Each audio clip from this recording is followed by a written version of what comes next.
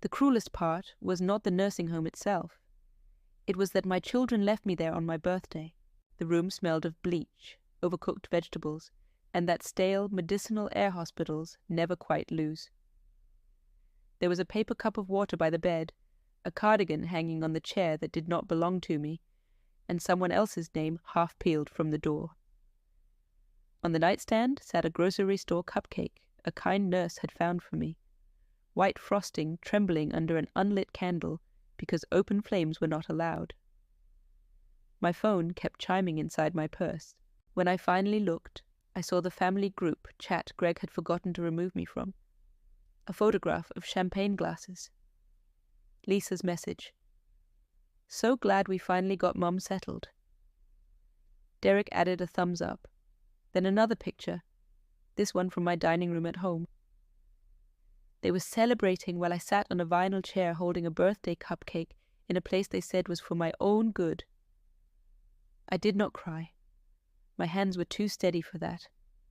I counted instead what they had taken, what they had forged, what they did not know about the lawyer yet. Before I tell you how I got there and how I walked back out, I should say this. I changed the names and a few details that would make certain people too easy to recognize. But the betrayal? That happened exactly the way I tell it. If you're listening from somewhere far from me, please leave your city or your country in the comments. I've learned that this kind of cruelty crosses every border. And stay with me until the end, because what my lawyer uncovered was worse than being abandoned on my birthday. It explained why they could do it.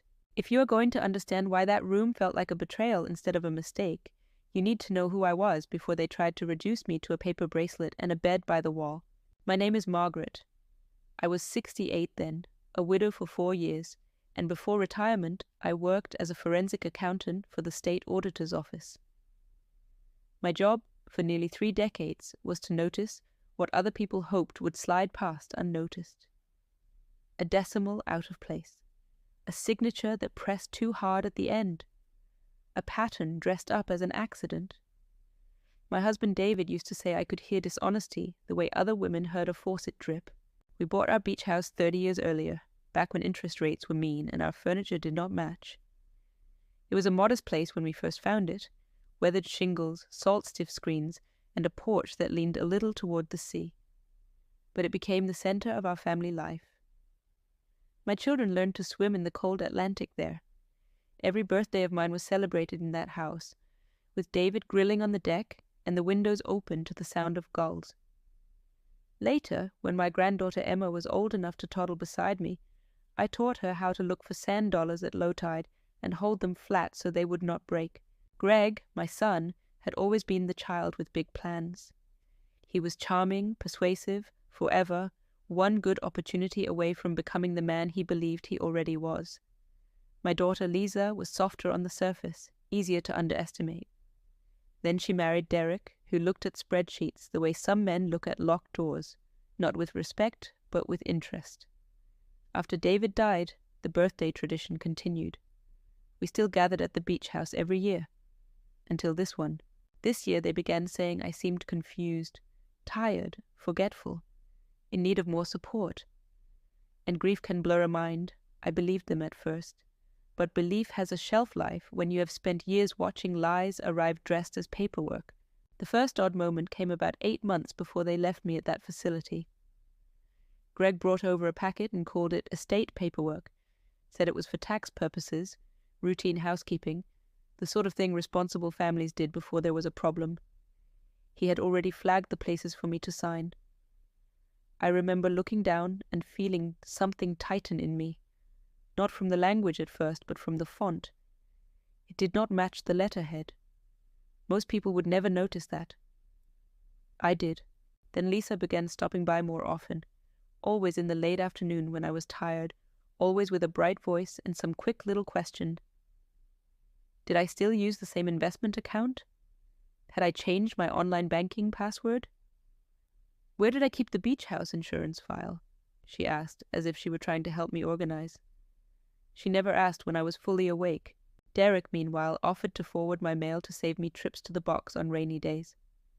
A thoughtful gesture if you didn't know how neatly control likes to introduce itself. Around that same time, Emma stopped calling. My granddaughter had never been rude, never careless with my feelings.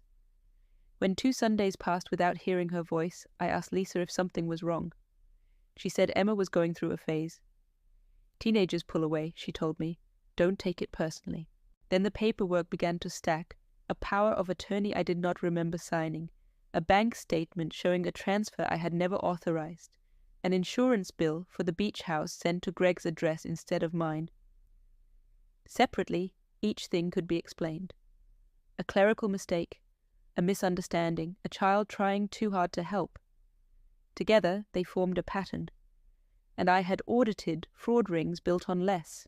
By then, my grief was still heavy. But grief is not blindness, and experience had taught me that accidents rarely arrive in formation.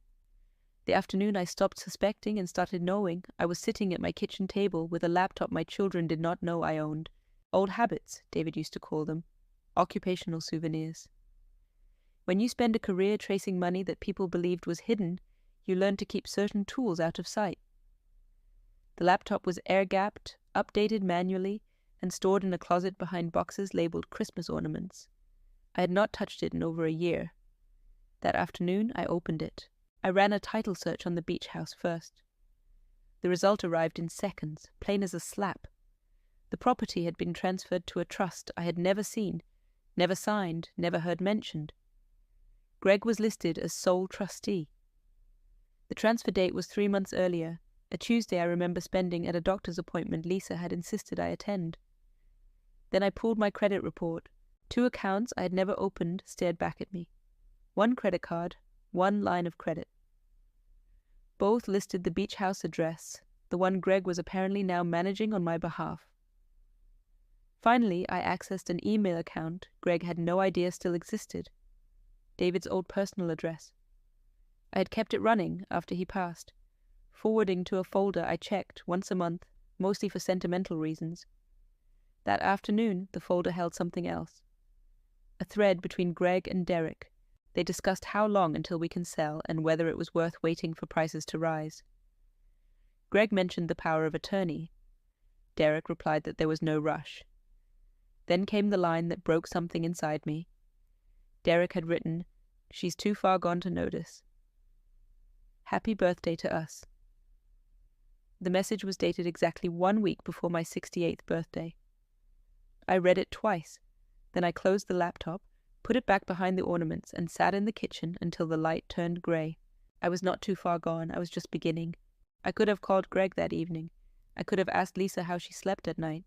I could have driven straight to Derek's office, dropped copies of those emails on his desk, and watched his face lose its color. But outrage is expensive when you spend it too early. I had spent most of my working life investigating people who confused confidence with safety. The minute they sensed exposure, they shredded records, changed stories, moved money, recruited sympathy. If I confronted my children with suspicion and half-documented proof, all I would teach them was where to hide the rest. So I did what I had trained myself to do for 30 years. I documented first. The next morning I called a lawyer, not the family attorney David and I had used for wills and closings. I needed someone my children could not charm, confuse, or reach before I did. A former colleague gave me the number of his daughter, Claire, who handled elder financial abuse cases. I told her everything. The trust transfer, the credit lines, the forged authority, the email. She did not interrupt. When I finished, the line went quiet, long enough that I thought we had been disconnected. Then she said, very calmly, "Margaret, I need you to do something very hard. I need you to let them think they're winning." I understood at once. They had already decided who I was. A grieving widow, slightly forgetful, easy to guide, easier to manage. If that was the role they needed me to play, I would play it better than they expected. I agreed. After that, I stopped going to the beach house. I let them believe distance meant surrender. It wasn't surrender. It was room to build the case that would take everything back from them cleanly. For 3 months, I became the woman they had already decided I was. I forgot appointments. I asked the same questions twice in a single phone call. When Greg offered to handle my bills, I thanked him and did not ask where the money went. When Lisa stopped by with that careful smile, I let her repeat instructions slowly, as though I needed help understanding my own mail. It was exhausting, not physically, though it was that too. The exhaustion came from watching my own children relax into cruelty. The more confused I seemed, the looser they became. Derek started making jokes about the old girl while I sat in the same room, as though I had already stopped being a person who could hear. Greg stopped explaining the papers he asked me to sign. Lisa began arriving without calling first, testing whether I would notice. I noticed everything. I recorded phone calls because my state allowed single-party consent. I photographed every document before signing it. I kept a small notebook in my purse, dates and amounts and names, written in a shorthand only I could read. Then, about a week before my birthday, Greg and Lisa sat me down in my own living room and suggested I spend a few weeks at a care facility. Just temporary, they said. Just to recover from the fall. I had not fallen, but I agreed. I packed a bag and brought the laptop hidden in a lining pocket.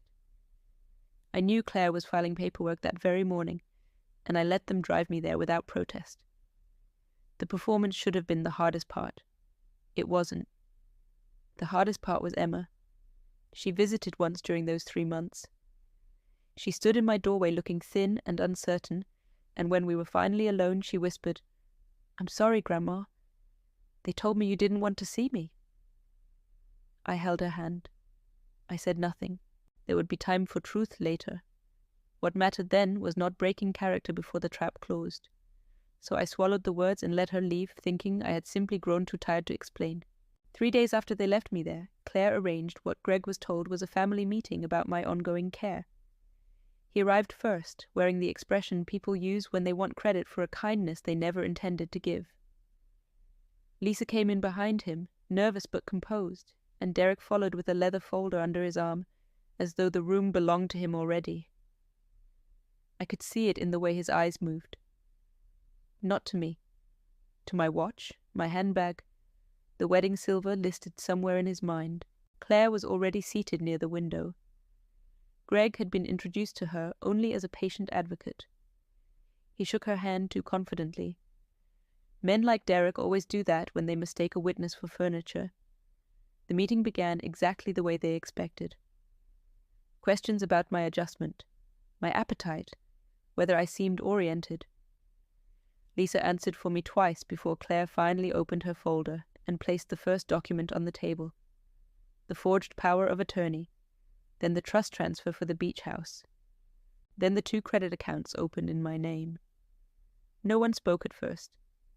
Paper has a way of draining color from guilty faces. Greg tried to laugh. He said there had to be some misunderstanding. Claire did not even look at him. She slid printed emails across the table and then played a recording from her phone. Derek's voice filled the room, casual and bored. "She's too far gone to notice." Lisa made a sound in her throat I had never heard before. Greg straightened in his chair. "Mum doesn't understand this stuff," he said. "She's been confused for months." That was when Claire looked up and said, very clearly, "We've already filed with the State Attorney General. This meeting is a courtesy, and a chance for you to hear what your mother has to say." So I spoke, not loudly. I did not need volume. I listed the transfer amounts, the dates, the signatures, the lies. I named every Sunday call that never came.